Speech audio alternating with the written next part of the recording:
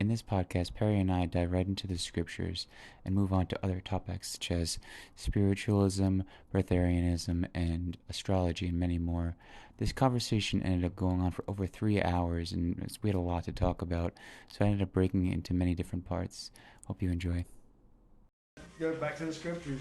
Christians and non-Christians alone want to use scripture to their advantage when they want to, and I'll be able to create a place for myself where I've been able to integrate my upbringing in Christianity and also that experience in with the higher knowledge of what was actually being talked about. So as I'm talking to people, I can talk on their level of understanding, but even with understanding the scriptures in a literal sense, which is actually the lowest type of knowledge there is, which is what's given to everybody, not the stuff that's that's kept for those who search and knock, which is more than just searching in knowledge. It's actually something that you have to practice.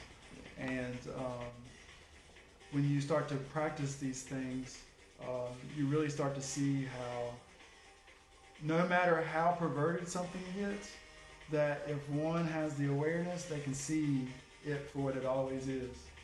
You know what I mean?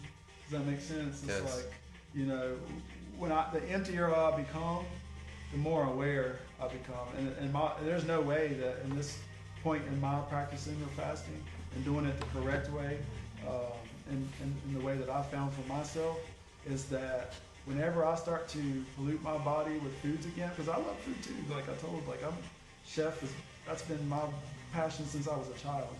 That whenever I start putting food in my body literally starts to degrade. And I'm talking about not putting bad stuff in my body. I'm talking about still eating raw. Like when I go back to raw, it clouds me up now. Because as the body eliminates, it gets back to it like closer to homeostasis. So each time you do the thing that your body was never meant to do, once you started to clean out, Yep. It's your body like a reacts build. totally different. It's like you're building towards it, and going backwards is becoming like more and more difficult to do because of what you're not just of what you're aware of, but what you're kind of training the body into, and really, like getting skinnier and detoxing and all the alarm bells start coming off when you get back to it. And I know what you mean by even going to the raw, because it's just once you have that knowledge that this earthly density that you're taking on is a big part of what ages us, because I really feel like we're born eternal. We're just eternal beings. Mm-hmm. That the sun moving around in the sky doesn't dictate how our body ages. What does is primarily our thoughts and what we're thinking, and then of course what we're consuming through drinking or eating or even breathing. And not even in the sense that the sun doesn't do that has anything to do with us aging, but it has everything to do with us from not aging. Yeah. You see what I'm saying? Yeah. Like when you become out of rhythm with nature, that's when you start aging. When you start, the sun comes in all the aspects. Right. Yeah. If we talk about the allegorical Jesus being the sun, and the sun came to give life, and that's ultimately the thing that's going to set us free. So as knowledge pours through this thing, and the more consciousness starts to catch on to that as they clean out, become a conduit, because energy likes the least path of resistance. So if you're within the body and you think of our bodies as humans, then you would assume if we're cells within another body, it works the same way. So if we're cells within another body, if we're showing that body that this cell is on its way out, the natural thing for the body to do is to flush it out, right? And then whatever else is left over, it recognizes nature as its own. So if there's a healthy cell, there's cells regenerating. There's all these things happening even during the destruction, the time of destruction, that is protected because the body knows, like the wheat and the chaff. It knows when it's time to both harvest and purge. It knows what to get rid of and what to keep, and so does this earth. And the sun works the same way. The sun is a detoxifier. That's what the Hopi call the great purifier. Purify means to strengthen something, or to refine something, right? And so as evolution or involution happens simultaneously, we keep going up. As that sun changes, we change. And if you're not ready for that change and you don't vibrate to the resonancy of that sun, it will look at you as an enemy and kill you. That's what detoxification can do if one gets too toxic. Yeah. Just like the body, if a good cell becomes bad and starts to affect the body and bring disease to the body, I don't want it in my body, do you? So why do we think Earth wants us here if we're not flowing with the way that things are supposed to in the body? Yeah. Right? So it's just like common sense that, the less waste one has to make, the more energy it has. Because one, it takes energy to create waste. So how does the body beat the heart on its own? How does all these functions in the body do on its own, but you have to feed it? Ever thought about that? Like I was reading the man's higher consciousness, he's talking about that. Everything about our body does it on its own. Blinking, breathing, whatever, aside from like picking up something or something we do with our brain, but most of the bodily functions are unconscious. Yeah. You know what I'm saying? Could you imagine? And that's what breatharian's about, is Right. reclaiming your breathing, Right. reclaiming your nervous system, Right. reclaiming all these things that your body just does. Right. Your life, your spirit. Mhm. Like you said, breath is spirit. Yeah. And But it's the translation from right. that. Yeah. And just because people can't see, this is the crazy thing, is people have to understand what material and what spirit is. And material in its densest form is something that's tangible. And just because it can't be seen doesn't mean it exists. It just means that the brain's ability to pick up on certain frequencies don't exist. Doesn't mean that something's there, but the lack of the brain's ability to pick up on a frequency that it can't reach means that it doesn't exist in its reality, right? So like a dog whistle. Somebody blows a dog whistle, we can't hear that shit, but they can, because they have something in their brain that's able to pick up on that resonancy that they can hear it. So because they can hear it, we can't. Does it mean it doesn't exist? So spirit's the same thing. And when we use allegory, the signs and symbols are there to create a picture in a person's mind who isn't of the higher knowledge, to give them more of a dense picture of it. They have to put a name with something that can't be seen, or a layman Labels. or a common man can't understand what's being And that's said. what disease is about. It's just the body's expression of whatever toxicity is happening in the body, and we put the labels on it, which has its good and its bad effects, and so we can treat it, but then also at the same time so we can really understand it, because it's all the same. Right. It's all just being removed from an aspect of nature. Right. Yeah.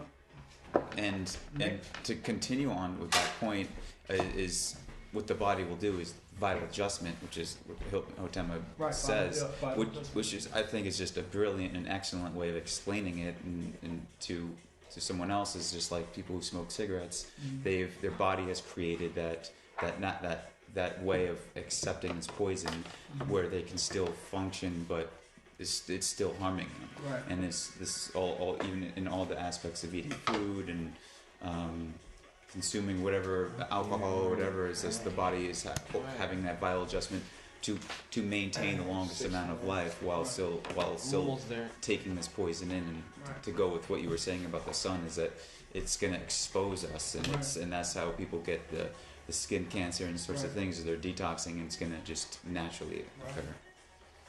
And the beautiful thing is that not only is it a disciplinary, but it also is a teacher, because it's where all knowledge comes from.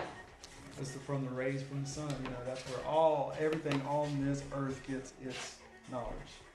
It's from sun first, in the form of mathematics, of course.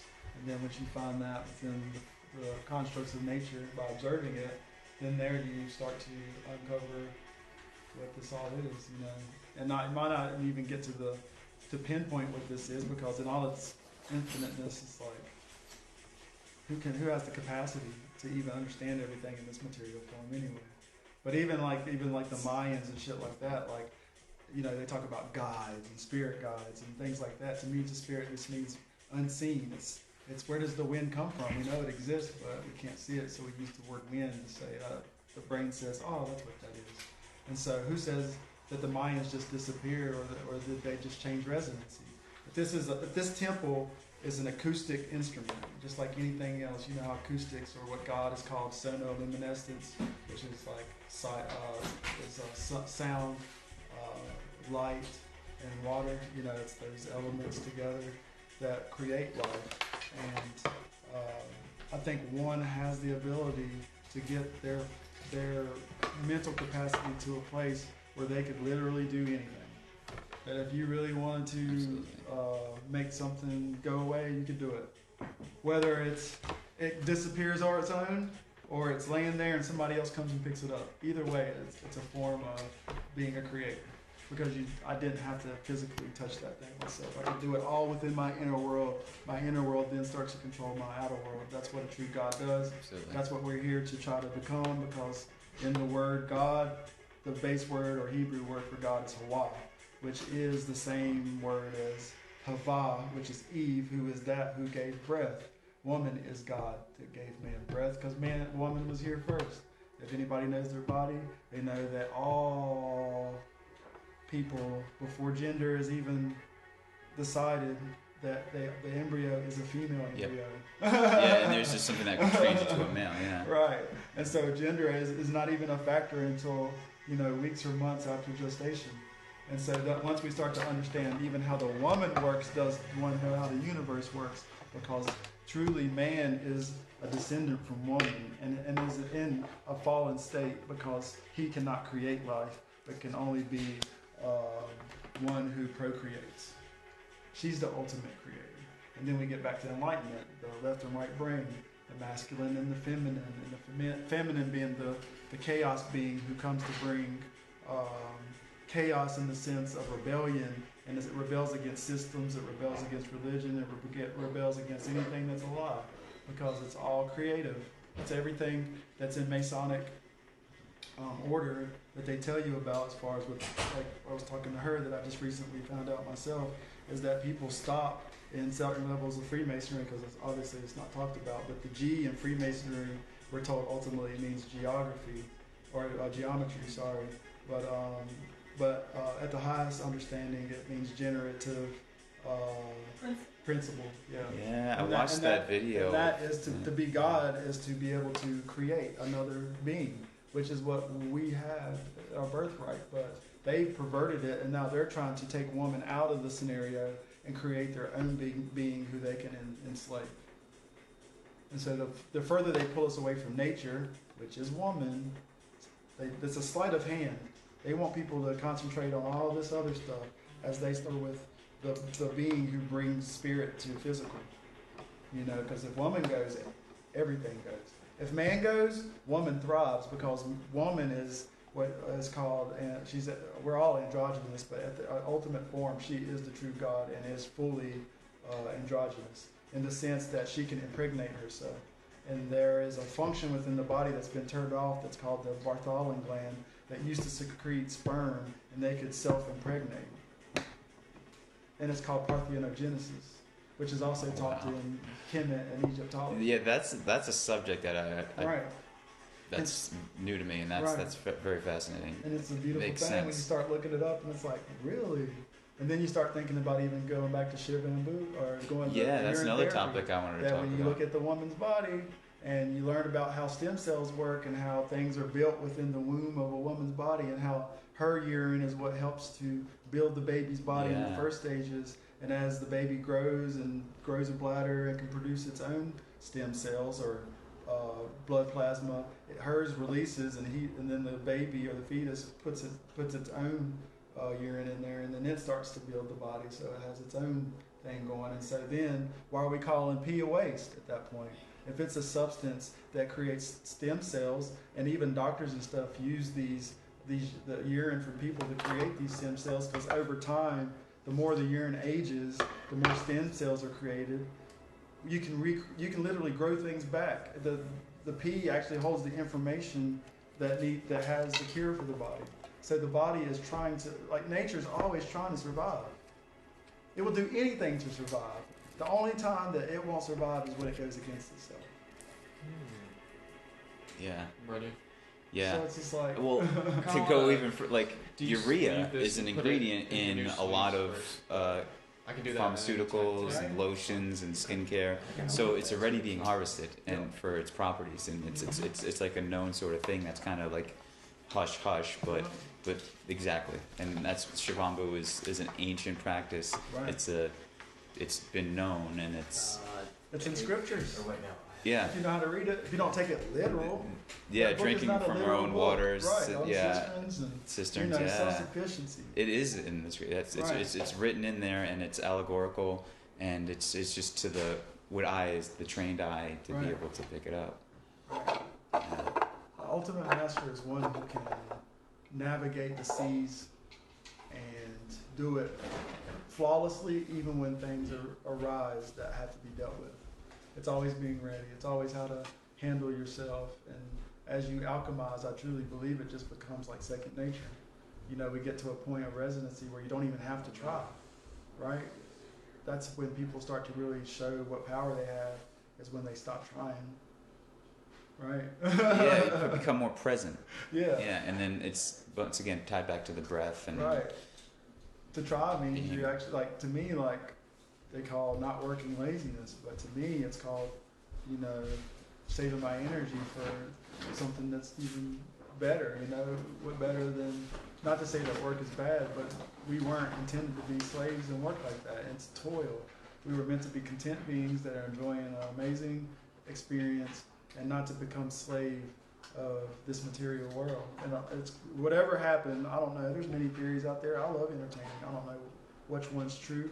They all can be true, and just like everything else, and then have certain points that are the same that you can come to a conclusion. But ultimately, you get back to being self-sustainable,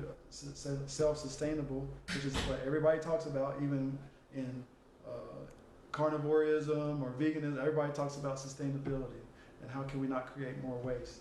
But they're not looking at why we create waste in the first place, because it's always a desire or a need that has to be met that we then take and discard. Where if the need and desire was never there, there's no waste. I would love to have no need and desire in the sense of the empowerment that takes place when I know I don't need any outside help. What total empowerment is there to know that I can walk out that door and do anything I'm able to do without the dependence of anything? True sovereignty. Right, That's true sovereignty. Yeah, that has been like a big thought, like a big thing of mine I've been thinking about is true sovereignty. And that's, I think, why I've caught so much on to breatharianism, is that for me it's been that catalyst to spark that, where I can just be wherever I am. If any these talks about, you know, apocalyptic times or whatever things happening, and it's a lot of it's distraction, but it's also making like crystallize myself to be in that the getting healthier and realizing what a true sovereignty is. Right. And like you said, just going out and being able to not need anything. Self-sustainable. I mean, yeah, that's so what it's big. all about. Humans react in the sense of surviving, and that's been turned on them. Their left brain has been turned on them, and now they're like out of control. They're in limbo, literally. Like the limbic system has been taken over, and they are completely shifted over into the left side of the brain, which is the flight or fight, which is the so-called reptilian brain, or the one that, you know, it's the logical side of the brain, but it's also the most destructive, because it's literally always trying to feed. That's its function. Is actually, it's called the 4 F's. It's called feed. It's a fight, flight, feed, and, you know, sex. Yeah. But it's the other F. Yeah. But that's what the 4 basic functions of the limbic system are, and that is primarily those same functions are found within the left side of the brain. And when you get into that side of the brain, you then see a society like the one we live in, where it's sex-driven, food-driven, which are both synonymous in the way that they hit the brain, right? Still a drug.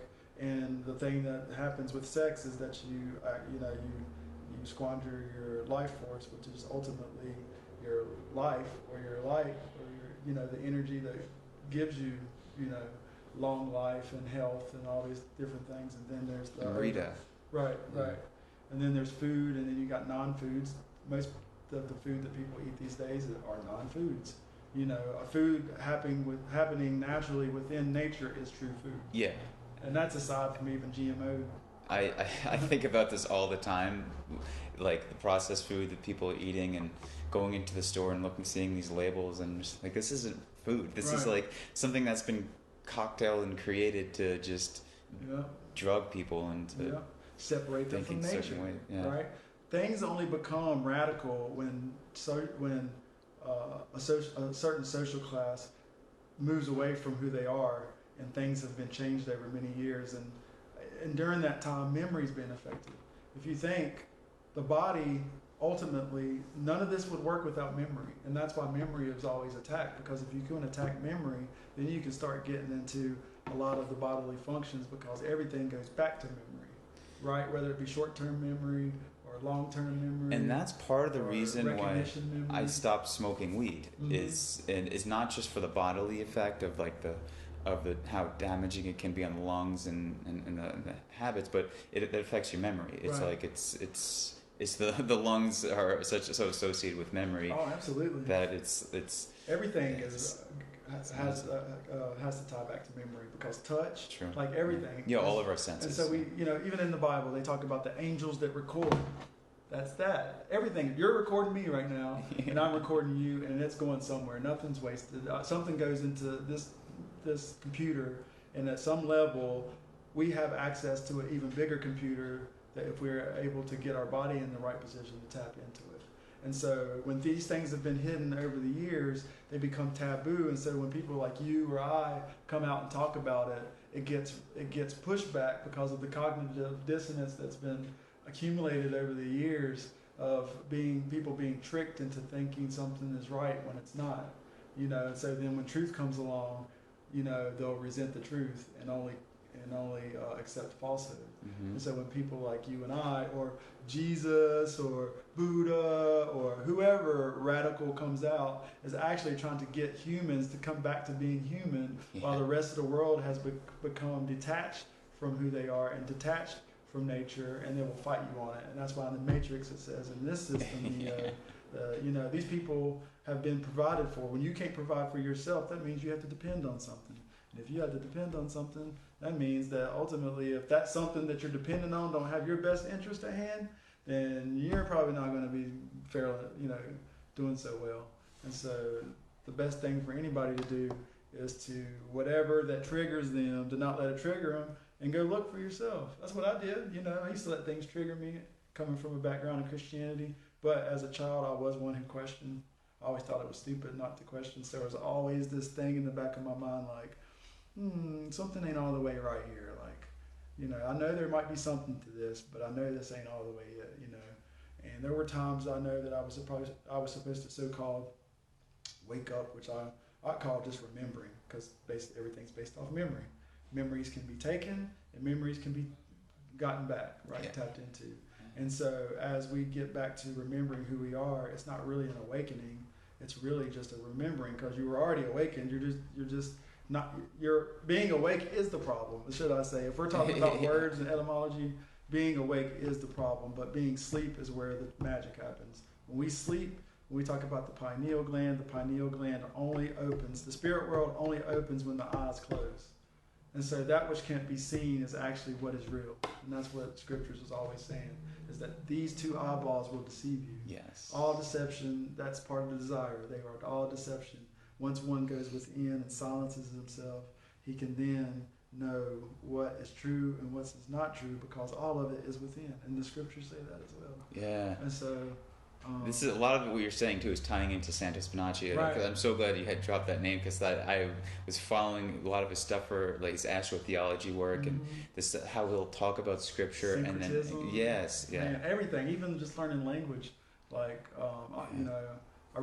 language is huge in my chart. It's something I've been scared of, something I've kind of just put on the back burner. But it intrigues me to learn different languages, because purely just in words, one can come to truth just by learning the facts of words, which is called the etymology of a word, which is the true meaning of the word. It's the factual meaning of the word before it has been altered or changed. Yeah. And when you start to realize that matter is only existing because we put it there, and it happens because it's something that we have inside of us first that then projects itself out of us, that words do manifest things in the flesh, right? And so thought is word. Word really holds power, but thought before the word is what holds the power. It's the seed that gets the whole thing rolling, right?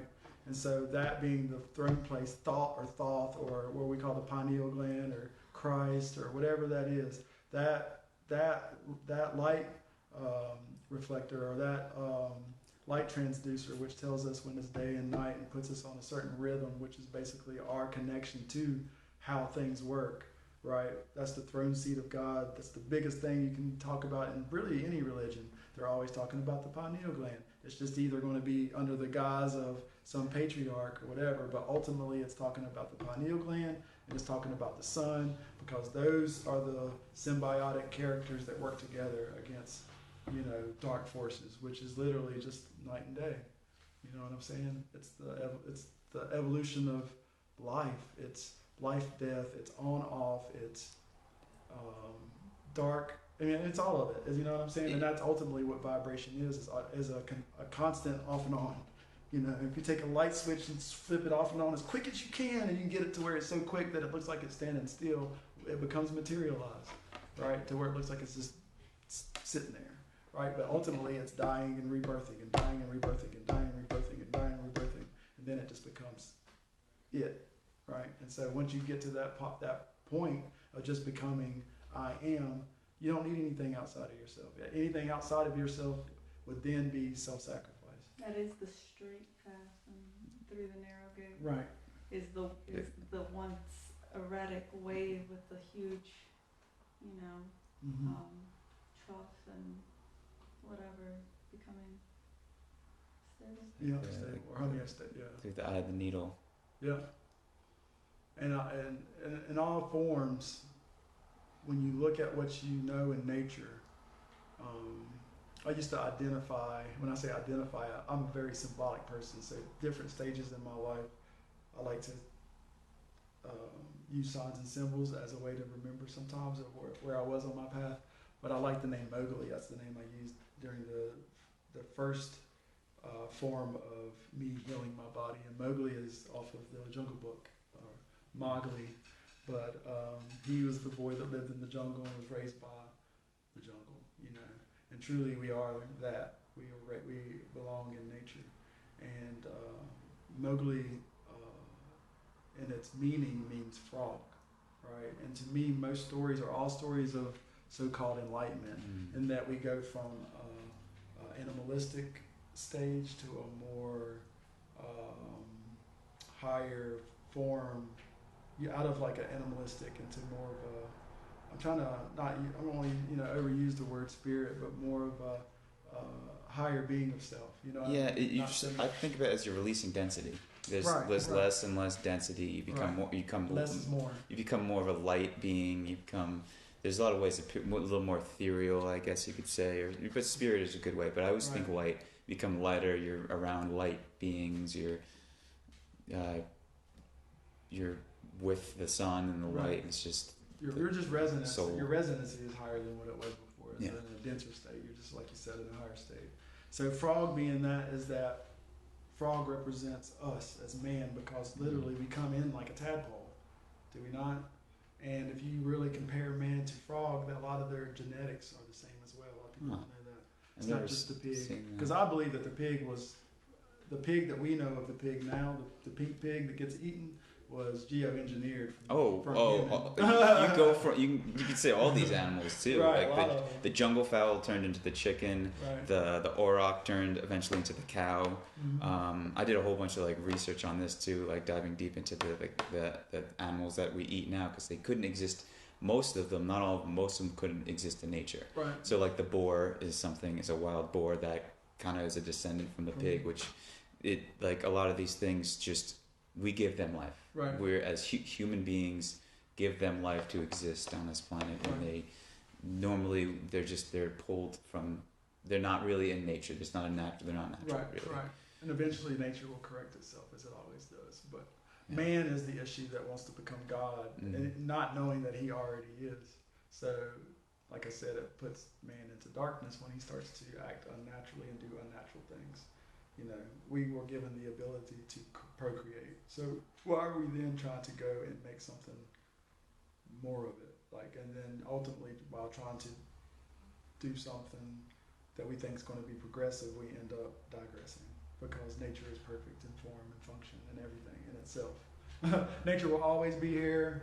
It was here from the beginning, and I'll be here when we're gone, or if we're gone, and when we get back. You know what I'm saying? So nature always wins. And I don't even know why these people, whoever they is, which are the corporations or these so-called entities that have created these systems and constructs which enslave us, how they even keep doing this, because if they know the knowledge, then they know that you can't cheat nature.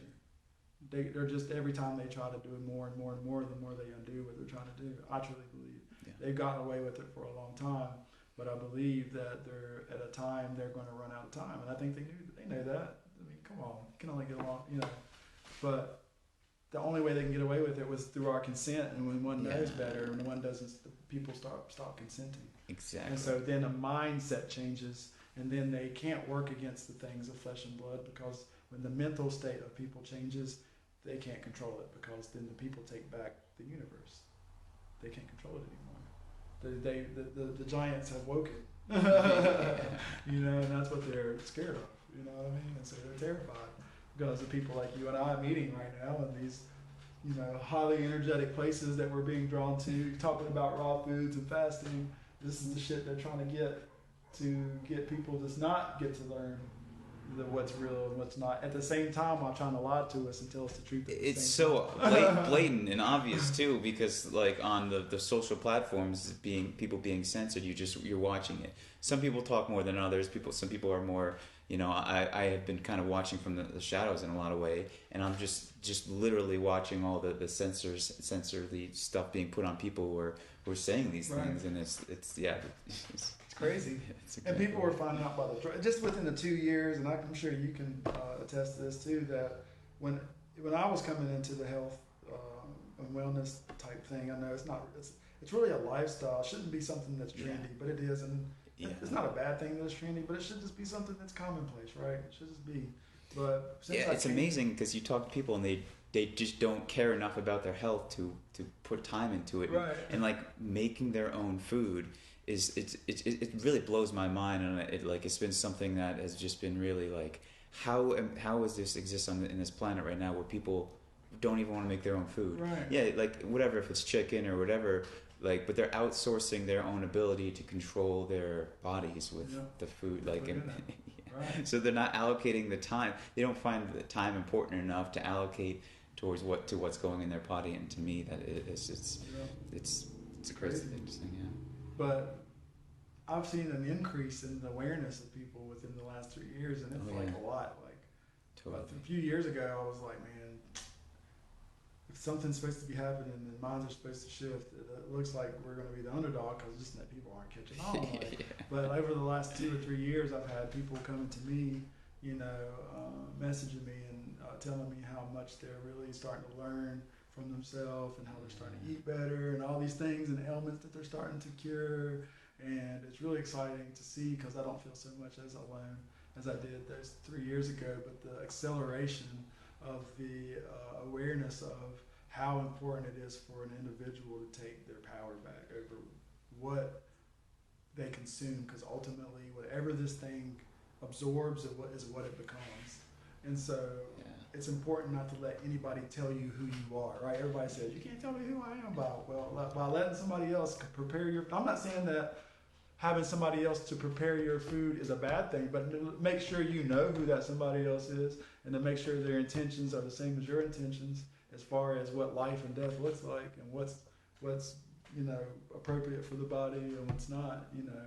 So even then, you still want to take your own life into your own hands, and you're always going to trust yourself and should always trust yourself. So what I always say is, like, you know, it's hard for me to trust anybody that doesn't treat themselves well. Because if that person doesn't treat themselves well, then why in the hell do I expect them to treat me well? So when I meet you know, Joey or Curtis, and they're lining up with things that I know that are the way that that there's a certain order and a certain rhythm within Earth that's supposed to be lived by, as far as like the laws or the measure of life and what those parameters are, which is the natural state of being. That when I meet other people like that, it really is beautiful to know that although you don't have to put your guard, all the way up, because there's always discernment when you're meeting somebody else, but you have a good idea that that person knows how to conduct themselves because they're willing to take care of themselves. Just a person that's willing to take care of themselves tells me that they care enough about themselves that they would care about somebody else. Might not be true all the time, but I have found out within this lifestyle that there's a certain chemical reaction that happens within the body that does cause empathy on all levels of every human consciousness. It's just how the body works, that when you put a certain substance in your body that promotes life, that anger and hate and all those things go away, and compassion and empathy and all those things takes its place. So then one doesn't have to have rules, because one is a law unto himself. You're willing to do those things for yourself before you come together with anybody else. That's why community should be really such an easy thing, that if people operated in a sense that they love themselves and they would do certain things for themselves, then when they get into a community of people, then they would then still do the same thing. You don't have to be told, don't do this or don't do that. Only a certain consciousness needs rules.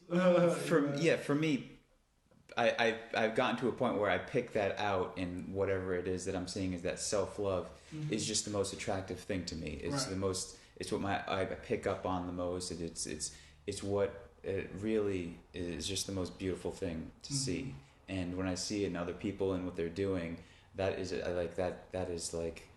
where I see the light shine the most. Right. So, and it's exactly like that. And you're talking about the laws too, and kind of you're triggering a lot of different thoughts and about different concepts that I've been researching and thinking, and that's the 7 Hermetic principles, right. and then Thoth and what was that?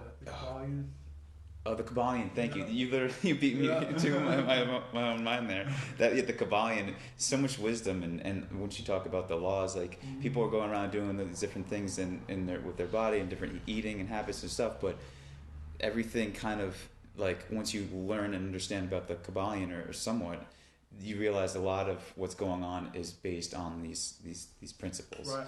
And it was really amazing when you had said this before about when you were here, just got here, about swinging in and out of these patterns, and that's like the compensating effects that can happen sometimes. That I immediately thought about the Hermetic principles and the law of correspondence, and we're all just always kind of students of the concepts and the things that is happening. So it's when you said laws, it's like in every interaction and everything and all the things are happening, these are present, whether you pick up on it this much or that much. Right. What's the golden rule? Oh, sorry.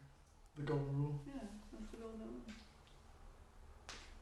Treat others the way they want to be treated, right? And that's what they teach everyone. That's like one of the only things they teach everyone, but in that school, loses its meaning in a world where everybody just cares about somebody else and not themselves. Well, not even that, but when self-destruction is glorified, treat others the way you want to be treated is destruction of others as well. Right. Yeah. But that self-destruction meaning self-destruction in the toxic way. Yeah. Because exactly. it takes self-destruction. The self-destruction that's needed is the one that's actually frowned upon, which is fasting. Yeah. But they are willing to tear down. But it's like treat, like when you get a treat, right? If you treat yourself, we've been trained to think that that treating yourself is eating some shit that's actually bad for you. Right. It's like, oh, I'm gonna versus treating yourself with like some expensive tropical fruit. No one, like, people don't think like that. Yeah. I think everything's within the corporate confines anyway has been centered around self-sacrifice, in the sense the person is committing self-sacrifice, and that all the things they've given us to do are working against nature, and they profit off of that.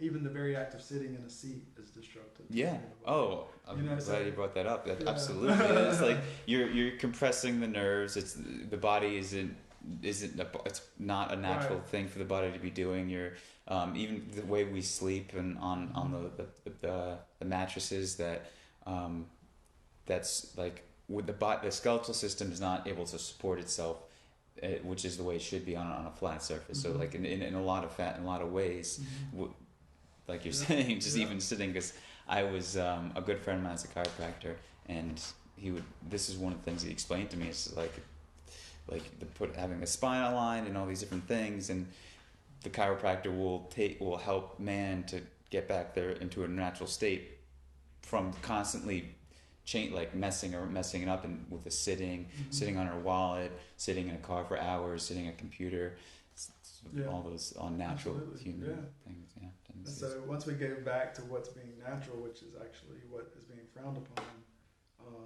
and what they're trying to make illegal in every sense of everything, so they can have complete control, and people are willing to give over their sovereignty for the sake of security, when it's all fear-based. And the same master that they're going to serve is the same one that pumps them full of fear. It's an abusive relationship. You know what I mean? Nobody has everybody's in an abusive relationship under the government, because one gives up their own measurement of what is to be law, which is basically what the 7 Hermetic principles are. Law isn't something that means as a set of things to follow. Yeah, that's one measure of law, but the true measure of law in the sense of meaning, it's also an acronym, length and width. It's the measure of something. So to me, law isn't good or bad. It's the measurement of something in the sense of what does that law offer, whether if I make a choice of whether to break that law or to follow that law, in the sense of it's not right or wrong, but knowing that if you go against what's natural, there's going to be a repercussion. And in that repercussion, it's not bad. It's just that you're going a different way than the cycle of nature, which will ultimately bring you back around if heeded. You know what I'm saying?